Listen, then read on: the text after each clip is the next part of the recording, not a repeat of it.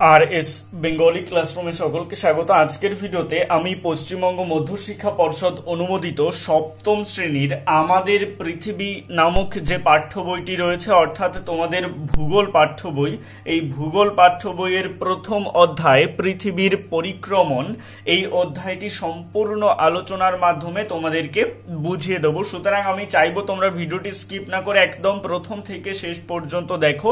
এখান থেকে গুরুত্বপূর্ণ প্রশ্নের উত্তরগুলি সম্পর্কেও আমি আলোচনা করব। সম্পূর্ণ পাঠ্য বই ধরেই আমি আলোচনা করব।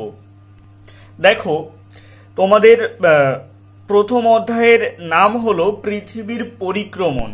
এই পৃথিবীর পরিক্রমণ কি যদি এক কথায় বলতে হয়, আমরা সকলেই জানি যে পৃথিবী সূর্যের চারিদিকে ঘোরে। পৃথিবী নিজের অক্ষের উপর লাট্টুর মতো ঘুরতে ঘুরতে নির্দিষ্ট সময়ে নির্দিষ্ট পথে সূর্যের চারিদিকে ঘোরে। এই যে পৃথিবীর যে সূর্যের চারিদিকে ঘোরা, এটাই হলো পৃথিবীর পরিক্রমণ। তোমাদের পাঠ্য বইতে অত্যন্ত সহজভাবে পৃথিবীর পরিক্রমণ সম্পর্কে ধারণা দেওয়ার চেষ্টা করা হয়েছে। দেখো কি বলা হচ্ছে, একটা বল হাতে নিয়ে ছেড়ে দিলে কি হবে? তোমরা যদি একটা বল হাতে নিয়ে ছেড়ে দাও তাহলে কি হবে? বলটা নিচের দিকে পড়ে যাবে, তাই তো?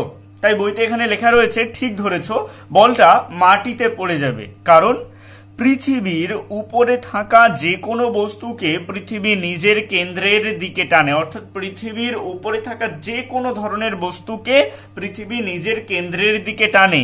এই জন্যই তো আমরাও পৃথিবী থেকে ছিটকে যাই না, পৃথিবীর ওপরে থাকি, অর্থাৎ আমাদেরকেও পৃথিবী নিজের কেন্দ্রের দিকে টানছে। পৃথিবীর এই আকর্ষণ বল হলো, এখানে দেখো শূন্যস্থান রয়েছে, এখানে লিখবে মাধ্যাকর্ষণ। অর্থাৎ পৃথিবী এই যে প্রত্যেকটা বস্তুকে নিজের কেন্দ্রের দিকে টানছে, যার জন্য আমরা পৃথিবী থেকে ছিটকে যাচ্ছি না, পৃথিবীর ওপরেই থাকছি। পৃথিবীর এই আকর্ষণ হলো মাধ্যাকর্ষণ। কি? মাধ্যাকর্ষণ। এবারে তোমাদেরকে একটু ভেবে দেখতে বলা হচ্ছে। কি বলা হচ্ছে? ভেবে দেখেছো? পৃথিবীও তো একটা ভারী গোলক, অর্থাৎ পৃথিবী একটা ভারী গোলক যেটা মহাশূন্যে ভাসছে। পৃথিবীও যদি ওই বলটার মতন পড়ে যায় তাহলে আমাদের কি হবে? পৃথিবী তাহলে কার দিকে আকৃষ্ট হচ্ছে? অর্থাৎ প্রথমেই আমাদের একটা বলের উদাহরণ দেওয়া হলো। একটা বলকে যদি আমরা হাত থেকে ছেড়ে দিই তাহলে বলটা নিচের দিকে পড়ে যাবে। এবারে বলা হচ্ছে পৃথিবীও তো একটা ভারী গোলক, ওই বলের মতন পৃথিবীও একটা ভারী গোলক। এই পৃথিবী যদি পড়ে যায় বলের মতন তাহলে আমাদের কি হবে? পৃথিবী তাহলে কার দিকে আকৃষ্ট হচ্ছে? আমরা তো পৃথিবীর দিকে আকৃষ্ট হচ্ছি, পৃথিবীর সমস্ত বস্তু পৃথিবীর দিকে আকৃষ্ট হচ্ছে, কিন্তু পৃথিবী কার দিকে আকৃষ্ট হচ্ছে এটা তোমাদেরকে ভাবতে বলা হচ্ছে। ভেবে দেখো, ভারী হালকা সব জিনিসই মাটির দিকে পড়ে, তাই তো? অর্থাৎ যে কোনো ধরনের বস্তু পৃথিবীর উপর সেটা ছেড়ে দিলে সেটা মাটির দিকে পড়বে। কিন্তু মাটির দিক কোনটা, অর্থাৎ মাটির দিক কোনটা সেটার প্রশ্ন করা হচ্ছে। দেখো, এটা যদি পৃথিবী হয়, কল্পনা করো এটা যদি পৃথিবী হয় তাহলে পৃথিবীর এই স্থানেও মানুষ থাকে, এই স্থানেও থাকে, এই স্থানেও থাকে, এই স্থানেও থাকে। তাহলে এই স্থানে যে মানুষটি রয়েছে সে যখন একটা বল হাত থেকে ছেড়ে দিচ্ছে সেটা মাটির দিকে পড়ছে। আবার পৃথিবীর এই স্থানে যে মানুষটা রয়েছে সেও যখন বলটা হাত থেকে ছেড়ে দিচ্ছে সেটাও মাটির দিকে পড়ছে। তাই পৃথিবীর এই যে চতুর্দিকে বিভিন্ন মানুষ, এখানে ছবি রয়েছে, দেখো তোমরা কল্পনা করো যে পৃথিবীর এই চার জায়গায় মানুষ রয়েছে এবং এই চারটি মানুষ যদি হাত থেকে বলটা ছেড়ে দেয় সেটা মাটির দিকে পড়বে। তো যদি প্রশ্ন করা হয় যে মাটির দিক কোনটা, এর কাছে মাটির দিক এইটা, এর কাছে মাটির দিক এইটা, এর কাছে মাটির দিক এইটা, এর কাছে মাটির দিক এইটা, চারজনই বলবে যে তার বলটা নিচের দিকে পড়ছে। এই মাটির দিক হতে পারে নিচ থেকে পাশ, নিচ থেকে পাশ থেকে ওপর থেকে সব দিক থেকে, অর্থাৎ এই ওপরের দিক থেকেও মাটির দিকে হতে পারে, পাশের দিক থেকেও মাটির দিক হতে পারে, আবার নিচের দিক থেকেও মাটির দিক হতে পারে।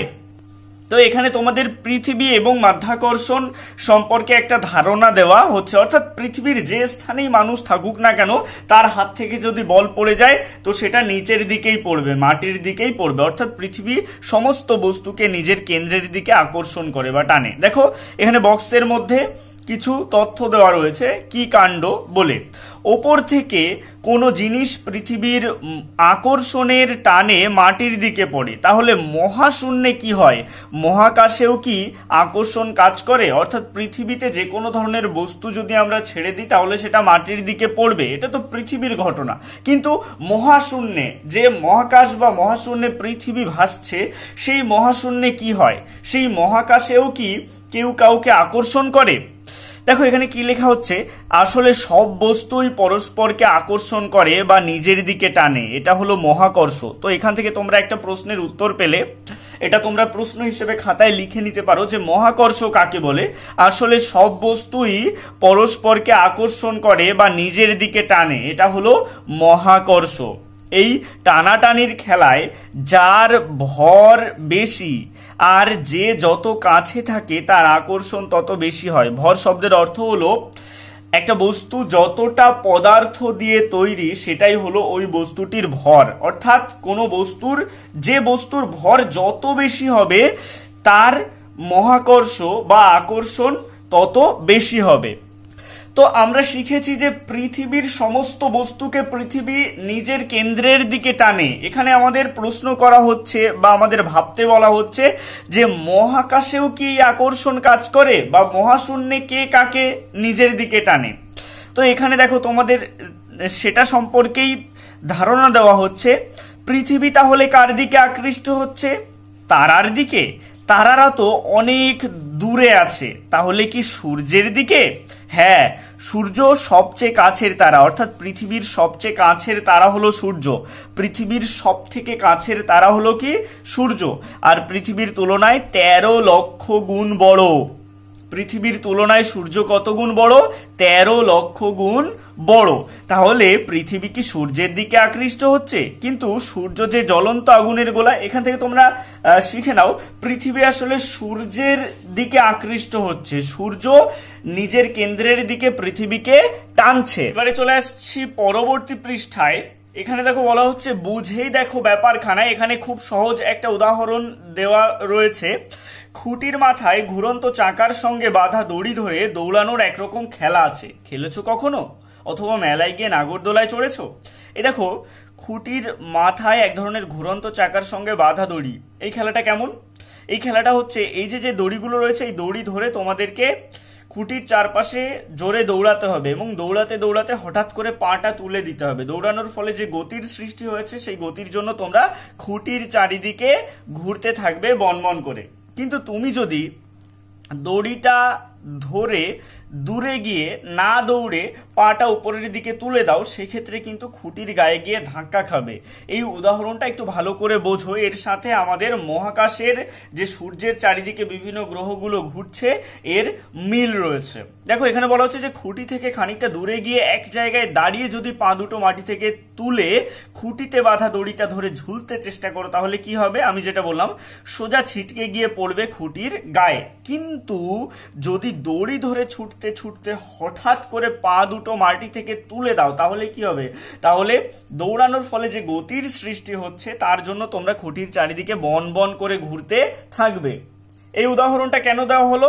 তার কারণ হলো মহাকাশেও অনেকটা এই রকম ঘটনা ঘটে।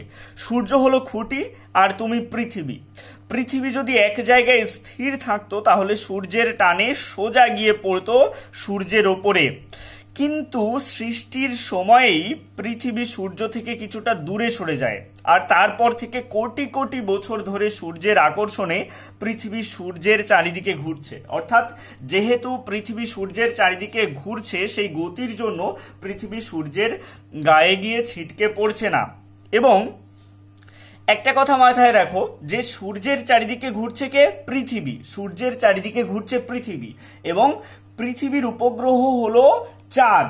এ কারণে চাঁদ ঘুরছে পৃথিবীর চারিদিকে। তাই বলা হচ্ছে মহাকর্ষের নিয়ম মেনে এভাবেই চাঁদও ঘুরছে পৃথিবীর চারিদিকে। চাঁদ ঘুরছে পৃথিবীর চারিদিকে, পৃথিবী ঘুরছে সূর্যের চারিদিকে। আর সূর্য ও তার সৌরজগতের সব উপগ্রহ গ্রহ সমেত আমাদের ছায়াপথ আকাশগঙ্গার কেন্দ্রের চারিদিকে ঘুরছে। সূর্য আকাশগঙ্গার কেন্দ্রের চারিদিকে ঘুরছে। আর আমাদের ছায়াপথের নাম কি? আমাদের ছায়াপথের নাম হলো আকাশ গঙ্গা। অবশ্যই মাথায় রাখবে, এটা শর্ট কোশ্চেন হিসেবে আসতে পারে। এবারে চলে আসছি 3 নম্বর পৃষ্ঠায়। এখানে দেখো হেডিং করা রয়েছে পৃথিবীর পরিক্রমণ গতি বা বার্ষিক গতি। এই পৃথিবীর পরিক্রমণ গতি বা বার্ষিক গতির সংজ্ঞা এখানে খুব সহজভাবে দেওয়া রয়েছে। আমরা সংজ্ঞাতে আসছি, তার আগে কি লেখা রয়েছে সেগুলো আমরা একটু পড়ে নিই। পৃথিবী শুধুই সূর্যের চারিদিকে ঘোরে না, লাট্টুর মতো পাক খেতে খেতে ঘোরে। অর্থাৎ পৃথিবী যে শুধুমাত্র সূর্যের চারিদিকে ঘোরে তা কিন্তু নয়। লাট্টু যেমন নিজের অক্ষের উপর দাঁড়িয়ে ঘুরতে থাকে, ঠিক তেমনি আরো সহজভাবে বলি, তোমাদের বাড়িতে যে পাখা ঘোরে সিলিং যে ফ্যানগুলো সেগুলো যেমন ঘোরে না, ঠিক তেমনি পৃথিবীও ওই রকম ঘুরতে থাকে, নিজেও ঘোরে এবং সূর্যের চারিদিকেও ঘোরে। তো সেটাই বলা হচ্ছে যে লাট্টুর মতো পাক খেতে খেতে ঘোরে। নিজের অক্ষের চারিদিকে এক পাক ঘুরতে বা আবর্তন করতে পৃথিবীর সময় লাগে 24 ঘন্টা। তাহলে নিজের অক্ষের চারিদিকে পৃথিবীর এক পাক ঘুরতে বা আবর্তন করতে সময় লাগে 24 ঘন্টা। এটা অবশ্যই মাথায় রাখবে, শর্ট কোশ্চেন হিসেবে আসতে পারে। তারপরে দেখো, যে কল্পিত রেখার চারিদিকে পৃথিবী আবর্তন করে সেটাই পৃথিবীর অক্ষ। পৃথিবীর অক্ষ কাকে বলে? যে কল্পিত রেখার চারিদিকে পৃথিবী আবর্তন করে সেটাই পৃথিবীর অক্ষ। এগুলো তোমরা প্রশ্ন হিসেবে লিখে নেবে এবং উত্তরগুলোও লিখে নেবে। দেখো, এটা যদি তোমরা পৃথিবী ধরো তাহলে কল্পিত অক্ষ ধরা হয় পৃথিবীর এই যে উপরের দিকে এবং নিচের দিকে। উপরের দিকে দেখো এটা হলো উত্তর মেরু এবং নিচের দিকে এটা হলো দক্ষিণ মেরু। তারপরে বলা হচ্ছে পৃথিবীর যে দুটি প্রান্তে এই কল্পিত অক্ষদণ্ডটি বেরিয়ে থাকার কথা সেই প্রান্ত দুটি হলো মেরু। উপরের প্রান্তটা হলো উত্তর মেরু এবং নিচেরটা হলো দক্ষিণ মেরু। তারপরে কি বলা হচ্ছে, আর দুই মেরুবিন্দু থেকে সমান দূরে পৃথিবীর মাঝ বরাবর পৃথিবীর বিষুব রেখা বা নিরক্ষ বৃত্ত। এই যে উত্তর মেরু এবং দক্ষিণ মেরু, এই উত্তর মেরু এবং দক্ষিণ মেরু থেকে সমান দূরত্বে পৃথিবীর মাঝ বরাবর হলো বিষুব রেখা বা নিরক্ষ বৃত্ত। উত্তর মেরু এবং দক্ষিণ মেরু থেকে সমান দূরত্বে পৃথিবীর মাঝ বরাবর অবস্থিত পৃথিবীর বিষুব রেখা বা নিরক্ষ বৃত্ত। আমাদের দেশ রয়েছে নিরক্ষ বৃত্ত ও উত্তর মেরুর মাঝের অঞ্চলে, অর্থাৎ উত্তর গোলার্ধে। তাহলে আমাদের দেশ ভারতবর্ষ রয়েছে উত্তর গোলার্ধে, পৃথিবীর উত্তর গোলার্ধে।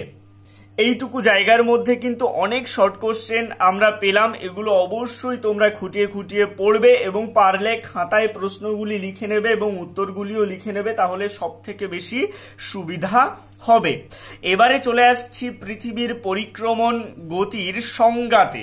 এই বইতে খুব সুন্দরভাবে দেওয়া রয়েছে, তোমরা আগে খাতায় লিখে নেবে যে পৃথিবীর পরিক্রমণ গতি কাকে বলে। এর উত্তরটা লিখবে, পৃথিবী নিজ অক্ষের উপর আবর্তন করতে করতে, পৃথিবী নিজ অক্ষের উপর আবর্তন করতে করতে নির্দিষ্ট উপবৃত্তাকার কক্ষপথে পশ্চিম থেকে পূর্ব দিকে নির্দিষ্ট সময়ে সূর্যের চারিদিকে ঘোরে বা পরিক্রমণ করে। এটাই পৃথিবীর পরিক্রমণ গতি। এটা অবশ্যই মুখস্থ করে রাখবে। দেখো, পৃথিবী নিজের অক্ষের ওপর আবর্তন করে এবং নিজের অক্ষের ওপর আবর্তন করতে করতে নির্দিষ্ট উপবৃত্তাকার কক্ষপথে পশ্চিম থেকে পূর্ব দিকে, অর্থাৎ ঘড়ির কাঁটার বিপরীত দিকে, পৃথিবী সূর্যের চারিদিকে ঘোরে। কোন দিক থেকে কোন দিকে? পশ্চিম থেকে পূর্ব দিকে নির্দিষ্ট সময়ে। সেই সময়টা কত? প্রায় 365 দিন সূর্যের চারিদিকে ঘোরে বা পরিক্রমণ করে। এটাই হলো পৃথিবীর পরিক্রমণ গতি। এটা অবশ্যই মুখস্থ করে রাখবে যে পৃথিবীর পরিক্রমণ গতি কাকে বলে। বার্ষিক গতি বা পরিক্রমণ গতির বেগ সেকেন্ডে প্রায় 30 কিমি। তাহলে বার্ষিক গতি বা পরিক্রমণ গতির বেগ সেকেন্ডে 30 কিমি। দেখো, আমরা জানি পৃথিবী প্রত্যেকটা বস্তুকেই নিজের দিকে টানে এবং প্রত্যেকটা বস্তুই অভিকর্ষের টানে নিচের দিকে পড়ে যায়।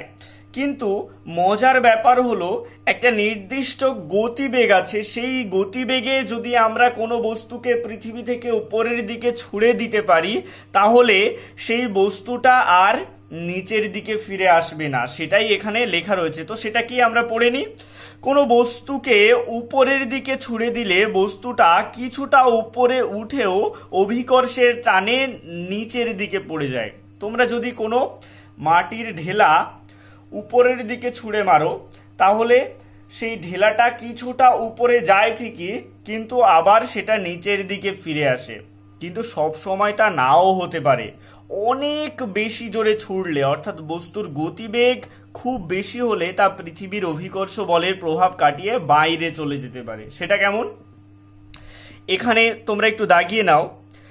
কোনো বস্তুকে প্রতি সেকেন্ডে 11.2 কিমি গতিবেগে উপরের দিকে ছুটতে পারলে সেটা আর নিচের দিকে পড়ে না, মহাশূন্যে পৃথিবীর চারিদিকে ঘুরতে থাকবে। একে বলে মুক্তিবেগ। একে কি বলে? মুক্তিবেগ। তো তোমরা খাতায় লিখবে যে মুক্তিবেগ কাকে বলে। এই মুক্তিবেগ কাকে বলে প্রশ্নটা লিখলে এবং এর উত্তর লিখবে, কোনো বস্তুকে প্রতি সেকেন্ডে 11.2 কিমি গতিবেগে উপরের দিকে ছুটতে পারলে সেটা আর নিচের দিকে না পড়ে মহাশূন্যে পৃথিবীর চারিদিকে ঘুরতে থাকবে। একেই মুক্তিবেগ বলে। একেই মুক্তিবেগ বলে। দেখো, রকেটের মাধ্যমে কৃত্রিম উপগ্রহ উৎক্ষেপণ করা হয় এই মুক্তিবেগে, যার ফলে সেই উপগ্রহগুলো পৃথিবীর চারিদিকে ঘুরতে থাকে। সেটা আর পৃথিবীর আকর্ষণে পৃথিবীর ওপরে এসে ছিটকে পড়ে না।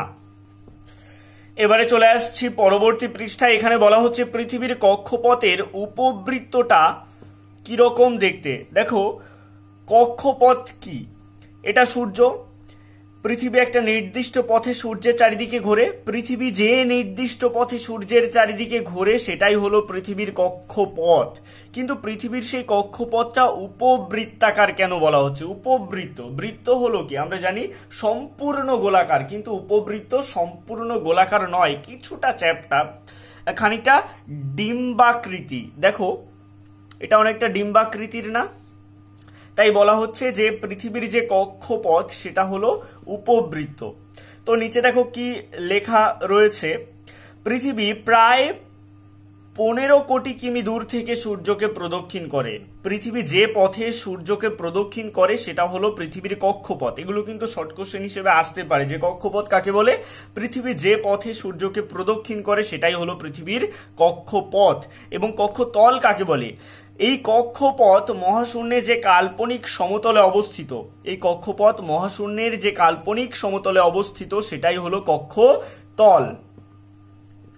এখানে জানলে ক্ষতি কি অংশে কি তথ্য দেওয়া রয়েছে? বিজ্ঞানী কোপারনিকাসের সময় থেকেই জানা যায় বিভিন্ন গ্রহগুলো সূর্যের চারিদিকে ঘোরে, কিন্তু গ্রহগুলো ঠিক কিভাবে ঘোরে এই সম্পর্কে বিজ্ঞানী কেপলার প্রথম গ্রহদের গতি সংক্রান্ত 3টি সূত্র প্রণয়ন করেন। কেপলারের প্রথম সূত্রে বলা আছে, প্রতিটি গ্রহ উপবৃত্তাকার কক্ষপথে সূর্যকে প্রদক্ষিণ করে এবং সূর্য ওই উপবৃত্তের একটি ফোকাসে থাকে, অর্থাৎ সেই উপবৃত্তের কেন্দ্রে থাকে হলো সূর্য এবং সূর্যের চারিদিকে বিভিন্ন গ্রহগুলি ঘোরে। কোন কক্ষপথে ঘোরে? উপবৃত্তাকার কক্ষপথে ঘোরে, অর্থাৎ গ্রহগুলি যে পথে ঘোরে সেটা সম্পূর্ণ বৃত্তাকার নয়, সেটা উপবৃত্ত। উপবৃত্ত খানিকটা ডিম্বাকৃতির বা কোনোটা খুব চ্যাপ্টা বা কিছুটা লম্বাটে আকৃতির, অর্থাৎ সম্পূর্ণ গোলাকার নয়। এখানে উপবৃত্ত কেমন সেটা কিছু উদাহরণ দিয়ে এবং কিভাবে উপবৃত্ত তোমরা আঁকতে পারো কিছু উদাহরণ দিয়ে বোঝানো হয়েছে, এটা তোমরা দেখে নেবে। উপবৃত্ত তোমরা মাথায় রাখবে যে সম্পূর্ণ গোলাকার নয়, কোনোটা ডিম্বাকৃতির হতে পারে, কোনোটা খুব চ্যাপ্টা হতে পারে, কিছুটা লম্বাটে হতে পারে, অর্থাৎ খুব সহজভাবে মাথায় রাখবে যে সম্পূর্ণ গোলাকার নয়। এবারে চলে আসছি পরবর্তী পৃষ্ঠায়। এখানে বলা হচ্ছে উপবৃত্তাকার কক্ষপথের একটা ফোকাসে সূর্য অবস্থান করে। এ কারণে পৃথিবী সূর্য প্রদক্ষিণের সময় সূর্য থেকে পৃথিবীর দূরত্ব সবসময় সমান থাকে না। এক সময় পৃথিবী সূর্যের বেশি কাছে আসে, আবার এক সময় দূরে চলে যায়, অর্থাৎ সূর্যের চারিদিকে পৃথিবী ঘুরতে ঘুরতে কখনো পৃথিবী সূর্যের কাছাকাছি চলে আসে, আবার কখনো পৃথিবী সূর্যের থেকে কিছুটা দূরে চলে যায়। এটা কেন হয়? কারণ যে কক্ষপথে সূর্য ঘুরছে সেটা কিন্তু সম্পূর্ণ গোলাকার নয়। যদি সম্পূর্ণ গোলাকার হতো তাহলে বছরের সারা বছরই সূর্য থেকে পৃথিবীর দূরত্ব সমান থাকতো, কিন্তু যেহেতু উপবৃত্তাকার। যখন পৃথিবী এই জায়গাটায় আসছে দেখো অনেকটা দূরে চলে যাচ্ছে, আবার যখন পৃথিবী এই জায়গাটায় আসছে ঘুরতে ঘুরতে সূর্যের অনেকটা কাছে চলে আসছে। তো সেটাই বলা হচ্ছে যে যেহেতু উপবৃত্তাকার কক্ষপথে পৃথিবী ঘোরে, এ কারণে সূর্য থেকে পৃথিবীর দূরত্ব সবসময় সমান হয় না, কখনো কমে যায় দূরত্ব, আবার কখনো বেড়ে যায়। কখন আমরা সূর্যের বেশি কাছে আসি, আবার কখন আমরা সূর্যের দূরে চলে যাই, সেটাই দেখো এখানে লেখা রয়েছে। জানুয়ারি থেকে জুলাই মাস পর্যন্ত পৃথিবী সূর্য থেকে ক্রমশ দূরে সরে যেতে থাকে। 4 জুলাই সূর্য থেকে পৃথিবীর দূরত্ব সবচেয়ে বেশি হয়, প্রায় 15,20,00,000 কিমি। একে পৃথিবীর অপসূর অবস্থান বলা হয়। এটা অবশ্যই খাতায় তোমরা লিখে নেবে। পৃথিবীর অপসূর অবস্থান কাকে বলে? 4 জুলাই সূর্য থেকে পৃথিবীর দূরত্ব সবচেয়ে বেশি হয়, প্রায় 15,20,00,000 কিমি। একে পৃথিবীর অপসূর অবস্থান বলে। আবার জুলাই থেকে বাকি 6 মাসে দূরত্ব ক্রমশ কমতে থাকে। 3রা জানুয়ারি সূর্য থেকে পৃথিবীর দূরত্ব সবচেয়ে কম হয়, প্রায় 14,70,00,000 কিমি। একে পৃথিবীর অনুসূর অবস্থান বলা হয়। অবশ্যই খাতায় লিখবে যে পৃথিবীর অনুসূর অবস্থান কাকে বলে। 3রা জানুয়ারি সূর্য থেকে পৃথিবীর দূরত্ব সবচেয়ে কম হয়, প্রায় 14,70,00,000 কিমি। একে পৃথিবীর অনুসূর অবস্থান বলে। আবার জানুয়ারি থেকে বাকি 6 মাস দূরত্ব ক্রমশ বাড়তে থাকে। তো পৃথিবীর অপসূর অবস্থান এবং অনুসূর অবস্থান কাকে বলে, এই দুটো প্রশ্ন অবশ্যই মুখস্থ করে রাখবে, এগুলো খুবই গুরুত্বপূর্ণ প্রশ্ন। এবারে চলে আসছি পরবর্তী অংশে। এখানে বলা হচ্ছে টিক টিক টিক সময় মাপো ঠিক, ঢং ঢং ঢং করে ছুটির ঘন্টা পড়লো, পরের দিন আবার ঠিক সময় স্কুল শুরু হবে, আর ঘন্টা পড়ার আগে স্কুলে পৌঁছতে হবে। ঘড়ি না থাকলে সময়কে মাপার কোনো উপায় না থাকলে কি ঠিক ঘড়ি না থাকলে সময়কে মাপার কোনো উপায় না থাকলে কি ঠিক সময়ে স্কুলে পৌঁছতে পারবে? অর্থাৎ ঘড়ি যদি না থাকতো তাহলে কি তোমরা ঠিক সময় স্কুলে যেতে পারতে, সেটাই প্রশ্ন করা হচ্ছে। ঘড়ি থেকে তো কটা বাজে জানা যায়, কিন্তু কত তারিখ, কোন মাস, কোন বছর কিভাবে জানা যায়?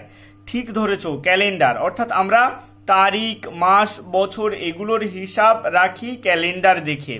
এই ক্যালেন্ডারে তারিখ, মাস, বছর সব ঠিক ঠিক কি করে লেখা থাকে ভেবে দেখেছো? তো প্রাকৃতিক ঘড়ি সম্পর্কে এখানে দেওয়া রয়েছে। বলা হচ্ছে যে সময়কে মাপার 3টে প্রাকৃতিক উপায় আছে। সেটা কি? প্রথম উপায়টা খুব সহজ, 24 ঘন্টায় একবার করে দিন আর রাতের পর্যায়ক্রম। অর্থাৎ একটা দিন এবং একটা রাত গেলে আমরা বুঝবো যে একদিন চলে গেল, অর্থাৎ 24 ঘন্টা পূরণ হয়ে গেল। পৃথিবী নিজ অক্ষের উপর ঘুরতে ঘুরতে কখনো সূর্য থেকে আমাদের আড়াল করে, আবার কখনো নিয়ে আসে সূর্যের আলোর দিকে। আসলে বিশাল একটা জাহাজের মতো পৃথিবীটা সূর্য কিরণের নিচে ধীরে ধীরে ঘুরছে। পৃথিবীর যে দিকটা সূর্যের দিকে থাকে সেদিকে দিন হয়, আর বাকি অর্ধেকটায় তখন রাতের অন্ধকার। অর্থাৎ পৃথিবী ঘুরতে ঘুরতে পৃথিবীর যে দিকটা সূর্যের সামনে চলে আসে সেই দিকটায় হয় দিন, এবং তার উল্টো দিকটায় হয় রাত। তো এইভাবে আমরা দিন রাতের হিসাব রাখতে পারি। দ্বিতীয় উপায় কিভাবে আমরা সময়কে মাপতে পারি সেটা হলো পৃথিবীর উপগ্রহ চাঁদ পৃথিবীকে প্রায় 27.5 দিনে প্রদক্ষিণ করে। অর্থাৎ চাঁদ পৃথিবীকে প্রদক্ষিণ করতে সময় নেয় প্রায় 27.5 দিন।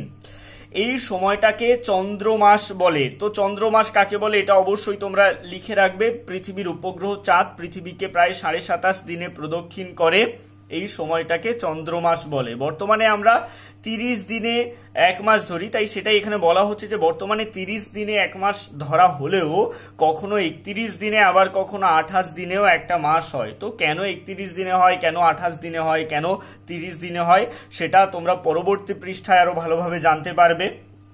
এরপরে দেখো তৃতীয় উপায় কিভাবে আমরা সময়ের হিসাব রাখতে পারি সেটা হলো পৃথিবীর সূর্য পরিক্রমণ। পৃথিবী সূর্যের চারিদিকে যে ঘুরছে সেটা আমরা প্রথম পৃষ্ঠাতেই পড়েছি। এই পৃথিবীর সূর্য পরিক্রমণ, এটা থেকেও আমরা সময়ের হিসাব রাখতে পারি। সেটা কিভাবে? পৃথিবী সূর্যকে প্রায় 365 দিনে একবার প্রদক্ষিণ করে, এই সময়টাকে সৌর বছর ধরা হয়। তাহলে সৌর বছর কাকে বলে? পৃথিবী সূর্যকে প্রায় 365 দিনে একবার প্রদক্ষিণ করে, এই সময়টাকে বলা হয় সৌর বছর। পরিক্রমণ গতির সময়কে ধরে বছর গণনা করা হয়। বলেই একে বার্ষিক গতিও বলা হয়। তাহলে সৌর বছর একে বার্ষিক গতিও বলা হয়।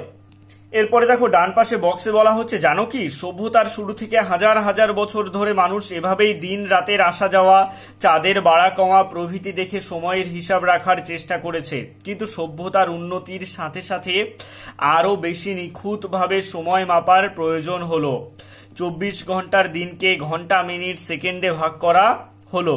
এখন ঘড়ি দেখে অনায়াসে বলে দিতে পারো এই সময় কটা বেজে কত মিনিট কত সেকেন্ড হয়েছে। এখানে দেখো সূর্য ঘড়ি বানানোর একটা পদ্ধতি দেওয়া রয়েছে। ধরো তোমার কাছে ঘড়ি নেই, তুমি সূর্য ঘড়ি বানাতে চাও। কিভাবে সূর্য ঘড়ি বানাবে দেখো এখানে লেখা আছে, সমতল জায়গায় একটা সাদা কাগজ মাটিতে বিছিয়ে রাখো। এভাবে সাদা কাগজটা বেছাবে। একটা লম্বা লাঠি কাগজের মাঝখানে খাড়া করে পুঁতে দাও। একটা লম্বা লাঠি কাগজের মাঝখানে খাড়া করে পুঁতে দিতে হবে। এবার একটা রোদের দিনে সূর্য ওঠার ঠিক পরে লাঠির ছায়াটাকে দেখো, অর্থাৎ যখন সূর্যটা উঠছে তখন লাঠির ছায়াটা কোথায় পড়ছে, কোন কোন জায়গায় পড়ছে সেটা দেখতে বলা হচ্ছে। তারপরে পেন্সিল দিয়ে ছায়া বরাবর দাগ টেনে দেখো, পেন্সিল দিয়ে ছায়া বরাবর দাগ টেনে ফেলতে বলা হচ্ছে বিভিন্ন সময়ে। সূর্যাস্ত পর্যন্ত 1 ঘন্টা পর পর ছায়া বরাবর দাগ টেনে যাও, অর্থাৎ সূর্য যখন উঠছে সেই সময় থেকে শুরু করে সূর্য যখন অস্ত যাচ্ছে সেই সময় পর্যন্ত প্রত্যেক 1 ঘন্টা পর পর ছায়ার দৈর্ঘ্যটা কোথায় থাকছে সেই অনুযায়ী তোমাদেরকে সরলরেখা আঁকতে হবে। দাগগুলোর পাশে ঘড়ি দেখে সময়টাও লিখে নাও, অর্থাৎ 6টার সময় ছায়াটা কোথায় থাকছে, 7টার সময় কোথায় থাকছে, 8টার সময় কোথায় থাকছে, 9টার সময় কোথায় থাকছে, পরপর সময়টাও লিখে রাখতে হবে। দিনের যে কোনো সময় ওই সূর্য ঘড়িটা দেখেই তুমি সময় বলে দিতে পারবে, অর্থাৎ 6টা, 7টা, 8টা, 9টা, 10টা, এইভাবে যদি তুমি ছায়া অনুযায়ী সংখ্যাগুলো লিখে ফেলো সকাল থেকে সন্ধ্যা পর্যন্ত, তাহলে পরের দিন তুমি এই সূর্য ঘড়িটাকে নিজের প্রয়োজন মতো ব্যবহার করতে পারবে এবং এটা দেখেই তুমি বুঝতে পারবে যে এখন কটা বাজে। লক্ষ্য করে দেখো কখন লাঠির ছায়াটা সবচেয়ে ছোট হয়। এটা ঠিক দেবে দুপুরে। দুপুর বেলায় সূর্য যেহেতু মাথার উপর থাকে তাই ছায়ার দৈর্ঘ্য সব থেকে ছোট হয়। কখন সব থেকে লম্বা হয়, এটার উত্তর হবে বিকেলে। তো আগের পেজে আমরা পড়লাম যে এখন বা বর্তমান সময়ে কোনো মাস 30 দিনে হয়, কোনো মাস 31 দিনে হয়, আবার কোনো মাস 28 দিনে হয়। এটা কেন হয়? তো এখানে যে বলা হচ্ছে দেখো, বলো দেখি সূর্যকে একবার প্রদক্ষিণ করতে পৃথিবী কতবার নিজ অক্ষের উপর আবর্তন করে। দেখো এখানে কি বলা হচ্ছে যে সূর্যকে একবার প্রদক্ষিণ করতে, অর্থাৎ পুরোটা সূর্য একবার সূর্যের চারিদিকে ঘুরতে পৃথিবী কতবার নিজ অক্ষের উপর আবর্তন করে। আমরা জানি যে 365 দিন সময় লাগে, তো এটার উত্তর হবে 365 বার।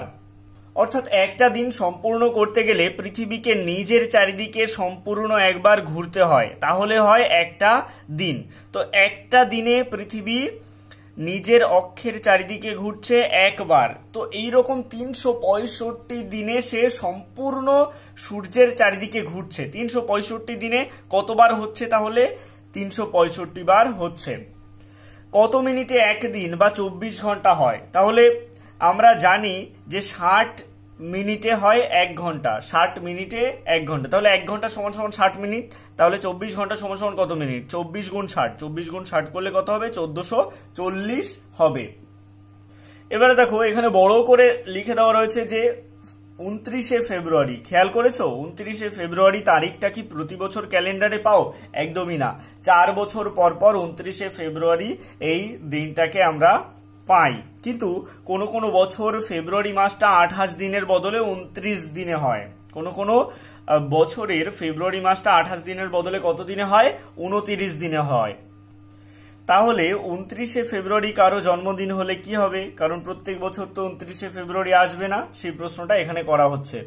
কেন এমন হয়, অর্থাৎ ফেব্রুয়ারি মাসটা কেন মাঝে মাঝে 29 দিনে হয়, তো সেটা আমরা এখানে জানবো। বলা হচ্ছে আমাদের ক্যালেন্ডারে 1 বছর 365 দিন, আর পৃথিবীর একবার সূর্য পরিক্রমণের সময় 365 দিন 5 ঘন্টা 48 মিনিট 46 সেকেন্ড। এটা একই হওয়া উচিত, কিন্তু হিসেবের সুবিধার জন্য 365 দিনে 1 বছর ধরা হয়। অর্থাৎ পৃথিবী সূর্যের চারিদিকে ঘুরতে সময় নেয় 365 দিন 5 ঘন্টা 48 মিনিট 46 সেকেন্ড, কিন্তু হিসাবের সুবিধার জন্য 365 দিনে এক বছর ধরা হয়। ফলে প্রতি বছর এই যে 5 ঘন্টা 48 মিনিট 46 সেকেন্ড এক্সট্রা থাকে বা বাড়তি সময় থাকে, এই বাড়তি সময়টার হিসেব ঠিক রাখার জন্য প্রতি 4 বছর অন্তর একটা পুরো দিন বা 24 ঘন্টা যোগ করে দেওয়া হয় ক্যালেন্ডারে। ওই একদিন ফেব্রুয়ারি মাসের সঙ্গে যোগ হয়ে মাসটা 29 দিনের হয় আর বছরটা হয় 366 দিনের। তাহলে কি 366 দিনের বছরকে বলা হয় লিপ ইয়ার। 366 দিনের বছরকে কি বলা হয়? বাংলায় বলে অধিবর্ষ, ইংরেজিতে বলে লিপ ইয়ার। লিপ ইয়ার। আরো একবার লিপ ইয়ার সম্পর্কে বুঝে নাও। দেখো, সূর্যের চারিদিকে পৃথিবী সম্পূর্ণ একবার পরিক্রমণ করতে সময় নেয় 365 দিন 5 ঘন্টা 48 মিনিট 46 সেকেন্ড। কিন্তু হিসাবের সুবিধার জন্য 5 ঘন্টা 48 মিনিট 46 সেকেন্ড কেটে বাদ দিয়ে 365 দিনেই এক বছর ধরা হয়। কিন্তু যে বাড়তি সময়টুকু থাকে সেই বাড়তি সময়টুকু 4 বছর পর পর সম্পূর্ণ বাড়তি সময়টুকু যুক্ত করে 24 ঘন্টা একবারে যোগ করে দেওয়া হয়, অর্থাৎ একটা গোটা দিন যোগ করে দেওয়া হয় ক্যালেন্ডারে। সেটা কোন দিনে করা হয়? ফেব্রুয়ারি মাসের 28 দিনের পরের দিনটায় করা হয়। তাহলে সেই বছরটা হয়ে যায় 366 দিনের। 366 দিনের এই বছরকে বলা হয় অধিবর্ষ বা লিপ ইয়ার। এবারে আমরা বুঝবো যে কি করে লিপ ইয়ার, এবার এখানে আমাদের শেখানো হচ্ছে যে কি করে বুঝবো যে কোন বছরটা লিপ ইয়ার হবে বা কোন বছরটা 366 দিনে বছর হবে, ফেব্রুয়ারি মাস 29 দিনে হবে। এটা আমরা কি করে বুঝবো? তো এটার একটা সূত্র রয়েছে, যে সমস্ত বছরকে 4 দিয়ে ভাগ করলে ভাগশেষ থাকবে না সেই বছরগুলো অধিবর্ষ।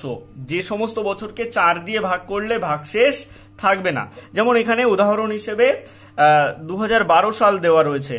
এই 2012 সাল, এটাকে যদি আমরা 4 দিয়ে ভাগ করি, 4 5 20, 1 নামলো, দুটো সংখ্যা নামাতে গেলে একটা শূন্য বসাতে হবে, তারপরে 2 নামলো, 3 4 12, তাহলে কোনো ভাগশেষ থাকছে না, এখানে ভাগটা মিলে যাচ্ছে। তো যে সালগুলোকে 4 দিয়ে ভাগ করলে কোনো ভাগশেষ থাকবে না, ভাগফল মিলে যাবে, সেই বছরগুলো হলো অধিবর্ষ। অর্থাৎ সেই বছর 366 দিনের।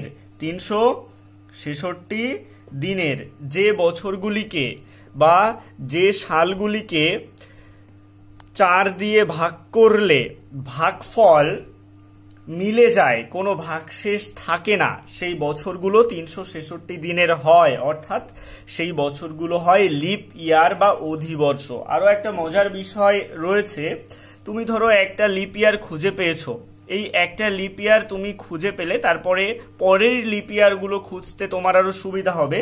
সেক্ষেত্রে তুমি এই লিপ ইয়ারের সাথে আরো 4 বছর যুক্ত করে দাও, তাহলে পরবর্তী লিপ ইয়ার পেয়ে যাবে। সেই লিপ ইয়ারের সাথে আরো 4 বছর যুক্ত করে দাও, পরবর্তী লিপ ইয়ার পেয়ে যাবে। অর্থাৎ 4 বছর পর পর লিপ ইয়ার বা অধিবর্ষ আসে। কিন্তু আরো একটা ব্যাপার রয়েছে, সেটা কি? সেটা হলো 4 বছর অন্তর পুরো একটা অতিরিক্ত দিন ধরে নিতে থাকলে কিছু সময় বেশি ধরে নেওয়া হয়। এই সমস্যা মেটাতে শতাব্দী বছরগুলোয়, শতাব্দী বছর কোনগুলো? অর্থাৎ 100 বছর পর পর, যেমন 1900 সাল, 2000 সাল, এই যে শতাব্দী বছরগুলো 100 বছর পর পর, এই 100 বছর পর পর অধিবর্ষের নিয়মটা একটু আলাদা করা হয়। সেটা কি? শতাব্দী বছরগুলোকে 400 দিয়ে ভাগ করলে ভাগশেষ না থাকলে তবেই সেই বছর অধিবর্ষ হবে। অর্থাৎ শতাব্দী বছর যেগুলো 100 বছর পর পর, যেগুলো ধরো 2000 সাল, 2100 সাল, 2200 সাল, 2300 সাল, 2400 সাল, এই যে শতাব্দী বছরগুলো, সেই শতাব্দী বছরগুলোকে 400 দিয়ে ভাগ করবে। 400 দিয়ে ভাগ করলে যদি কোনো ভাগশেষ না থাকে তাহলেই সেই শতাব্দী বছরে অধিবর্ষ হবে, নচেত হবে না। তো লিপ ইয়ার সম্পর্কে আমরা এখানে অনেক কিছু পড়লাম, তবে দেখো জানকী অংশে একটা কথা বলা হচ্ছে যে কাদের মাথায় অধিবর্ষের ব্যাপারটা প্রথম এলো। এই যে লিপ ইয়ার বা অধিবর্ষের ব্যাপার, এটা কাদের মাথায় প্রথম এসেছিল, এটাও কিন্তু শর্ট কোশ্চেন হিসেবে আসতে পারে। মিশরীয়রা প্রথম একটা অতিরিক্ত দিন যোগ করে হিসাব ঠিক রাখার উপায় আবিষ্কার করে, অর্থাৎ এই লিপ ইয়ার বা অধিবর্ষের বিষয়টা প্রথম মিশরীয়দের মাথায় এসেছিল। এবারে চলে আসছি পরবর্তী পৃষ্ঠায়। এখানে বলা হচ্ছে স্কুল থেকে ফেরার পথে সেদিন পিন্টু আর আলী একটা কাগজের ঠোঙার বল বানিয়ে খেলছিল। খেলতে খেলতে হঠাৎ আলীর চোখে পড়ল বলের কাগজে সুন্দর একটা ছবি আর কি সব লেখা, কোনো বইয়ের পৃষ্ঠা হবে হয়তো। কি লেখা রয়েছে তাতে? সূর্য পৃথিবীতে জীবনের উৎস, সূর্যের আলো উত্তাপ ছাড়া বীজ অঙ্কুরিত হয় না, গাছপালা পল্লবিত হয় না, সমস্ত জীবজগৎ সূর্যের উপর নির্ভরশীল। তাহলে আমরা কি জানলাম? যে সূর্য পৃথিবীতে জীবনের উৎস, সূর্যের আলো ও উত্তাপ ছাড়া বীজ অঙ্কুরিত হয় না, গাছপালা পল্লবিত হয় না, সমস্ত জীবজগৎ সূর্যের উপর নির্ভরশীল। এছাড়াও সূর্য কি করে? সূর্যে প্রতি মুহূর্তে হাইড্রোজেন হিলিয়ামে রূপান্তরিত হয়ে বিপুল শক্তি তৈরি হচ্ছে, অর্থাৎ হাইড্রোজেন গ্যাস হিলিয়ামে রূপান্তরিত হয়ে বিপুল পরিমাণে শক্তি তৈরি হচ্ছে। এই শক্তির 200 কোটি ভাগের 1 ভাগ আলো, অর্থাৎ 200 কোটি ভাগের 1 ভাগ মাত্র আলো এবং উত্তাপ রূপে প্রতি মুহূর্তে পৃথিবীতে এসে পৌঁছাচ্ছে। তো দেখো তারপরে বলা হচ্ছে যে এইটুকু পড়েই আলীর মাথায় একটা প্রশ্ন এলো, সূর্য থেকে পৃথিবীতে প্রতি মুহূর্তে একই পরিমাণ আলো এবং তাপ এসে পৌঁছায়, অর্থাৎ 200 কোটি ভাগের 1 ভাগ একই পরিমাণ যদি আসে, তাহলে রোজই একই রকম গরম বা একই রকম ঠান্ডা পড়ার কথা, কিন্তু সারা বছর ধরে কখনো গরম কখনো ঠান্ডা এরকম কেন হয়? এটা আলীর মাথায় প্রশ্ন জাগলো। আলীর প্রশ্নের উত্তরটা খুঁজতে হবে। তো গ্রীষ্ম কেন শীতের থেকে গরম? এখানে প্রশ্নে বলা হচ্ছে গ্রীষ্ম কেন শীতের থেকে গরম। এই প্রশ্নের উত্তর দেখো নিচেই তোমরা পেয়ে যাবে। পৃথিবী নিজ অক্ষের উপর ঘুরতে ঘুরতে উপবৃত্তাকার পথে সূর্যকে প্রদক্ষিণ করে। পৃথিবীর অক্ষটা কিন্তু পৃথিবীর কক্ষপথের সাপেক্ষে পুরোপুরি লম্ব নয়, অর্থাৎ সোজাসুজি নয়, দেখো কিছুটা হেলানো কক্ষতলের সঙ্গে 66.5 ডিগ্রি কোণে অবস্থিত, অর্থাৎ 66.5 ডিগ্রি কোণ তৈরি করে এটা ঘুরছে, অর্থাৎ কিছুটা হেলে রয়েছে। তাই পৃথিবীও কিছুটা হেলানো ভাবে সূর্যকে প্রদক্ষিণ করছে, ফলে কক্ষপথের বিভিন্ন অংশে পৃথিবীর বিভিন্ন স্থানগুলি বিভিন্ন সময়ে সূর্যের দিকে বেশি হেলে থাকে। এখানে দেখো কি বলা হচ্ছে, কেন হেলানো? পৃথিবীর সৃষ্টির সময়ে বিভিন্ন মহাজাগতিক বস্তুর সঙ্গে সংঘর্ষের কারণেই পৃথিবীর অক্ষের এই হেলানো অবস্থান, এমনটাই বিজ্ঞানীদের ধারণা। এবারে চলে আসছি 9 নম্বর পৃষ্ঠায়। এখানে দেখো বুঝে দেখো অংশে দুটো ছবি রয়েছে। এখানে সূর্যরশ্মি লম্বভাবে পড়ছে বা সোজাসুজি পড়ছে, আর এখানে সূর্যরশ্মি তির্যক ভাবে পড়ছে বা আড়াআড়ি ভাবে পড়ছে। তাই এখানে বলা হচ্ছে যে সূর্যরশ্মি লম্বভাবে পড়লে তা কম জায়গাকে অনেক বেশি উত্তপ্ত করে। লম্বভাবে সোজাসুজি পড়লে আলোটা বেশি দূরে ছড়াচ্ছে না, আলোটা কম জায়গায় থাকছে এবং এই কম জায়গাকে বেশি পরিমাণে উত্তপ্ত করে তুলছে। গ্রীষ্মকালে বা গরমকালে ঠিক এটাই হয়, সূর্যরশ্মি লম্বভাবে পড়ে, এই কারণে আমাদের অনেক বেশি গরম অনুভূত হয়, কারণ সূর্যরশ্মি লম্বভাবে পড়ছে, কম জায়গাকে বেশি পরিমাণে উত্তপ্ত করে তুলছে, এই কারণেই গরমকালে আমাদের গরম লাগে। এবং শীতকালে কি হয়? শীতকালে সূর্যরশ্মিটা তির্যক ভাবে পড়ে বা আড়াআড়ি ভাবে পড়ে, এর ফলে সূর্যের আলোটা এভাবে পড়ে আবার এদিকে প্রতিফলিত হয়ে যায়, সূর্যের আলোটা ছড়িয়ে যায়, সূর্যের যে রশ্মি সেটা চারিদিকে ছড়িয়ে যায়, এর ফলে কম উত্তপ্ত হয়। তাই বলা হচ্ছে যে সূর্যরশ্মি তির্যক ভাবে পড়লে বেশি জায়গায় ছড়িয়ে পড়ে কিন্তু কম উত্তপ্ত করে, অর্থাৎ উত্তাপটা কম হয়। এরপরে দেখো ভেবে দেখেছো অংশে, 1 বালতি জল দুপুর রোদে আধ ঘন্টা রেখে দিলেই গরম হয়ে যায়। বলো তো দিনের কোন সময়টা বেশি গরম লাগে? সকালে সূর্য ওঠার সময়? এটা তো হবেই না। দুপুরে সূর্য যখন মাথার উপর থাকে এটাই হবে, এটাই টিক দেবে। তারপরে সন্ধ্যায় সূর্যাস্তের সময় এটা হবে না, রাতে সূর্যাস্তের পরে এটাও হবে না। তাহলে কি দুপুরে সূর্য যখন মাথার উপরে থাকে তখন সব থেকে বেশি গরম থাকে। এর পরের অংশে সূর্যরশ্মির লম্বভাবে পড়া এবং তির্যক বা আড়াআড়ি ভাবে পড়ার একটি পরীক্ষা টর্চ লাইটের মাধ্যমে করতে বলা হচ্ছে। তো সরাসরি এই পরীক্ষাটা তোমাদেরকে করে দেখানো হলো, তোমরা দেখে নাও। দেখো অন্ধকার ঘরে 1 ফুট উচ্চতা থেকে টর্চের আলো যদি সরাসরি তোমরা মেঝের ওপর ফেলো তাহলে দেখবে অল্প জায়গায় আলোকিত হচ্ছে, কিন্তু আলোটা রয়েছে সম্পূর্ণ উজ্জ্বল। অর্থাৎ 1 ফুট উচ্চতা থেকে আলোটা সরাসরি লম্বভাবে বা সোজাসুজিভাবে মেঝের উপরে ফেলা হচ্ছে, তাহলে কি হচ্ছে, অল্প জায়গায় আলোকিত হচ্ছে কিন্তু আলোটা অনেক বেশি উজ্জ্বল হচ্ছে। কিন্তু একই উচ্চতা থেকে তোমরা যদি টর্চ লাইটটাকে একটু আড়াআড়ি করে দাও তাহলে কি হবে, তাহলে আলোটা অনেকটা ছড়িয়ে যাবে কিন্তু উজ্জ্বলতাটা কমে যাবে।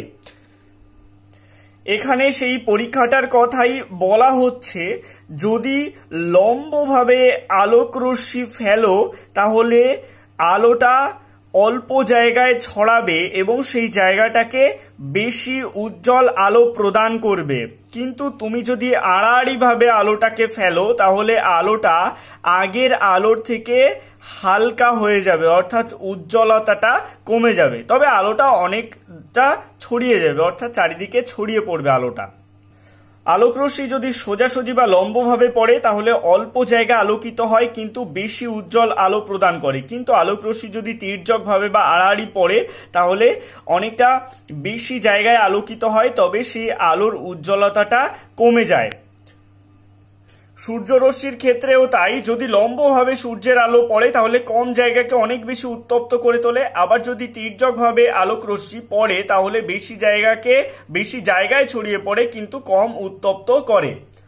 আজকের ভিডিওটি এই পর্যন্তই। এই অধ্যায়ের পরবর্তী অংশ আমি পরবর্তী পার্টের ভিডিওতে আলোচনা করব। আজকের ভিডিওটি কেমন লাগলো অবশ্যই কমেন্টের মাধ্যমে জানিও, ভালো লাগলে লাইক করো এবং একই ক্লাসের বন্ধুদের সাথে ভিডিওটি শেয়ার করতে ভুলো না। সবশেষে একটাই রিকোয়েস্ট, এখনো পর্যন্ত যারা আমার চ্যানেলটিকে সাবস্ক্রাইব করে উঠতে পারেনি তারা অবশ্যই RS বেঙ্গলি ক্লাসরুম এই চ্যানেলটিকে সাবস্ক্রাইব করুন আর পাশে থাকা বেল আইকনটিকে প্রেস করুন নতুন ভিডিওর আপডেট সবার আগে পেতে।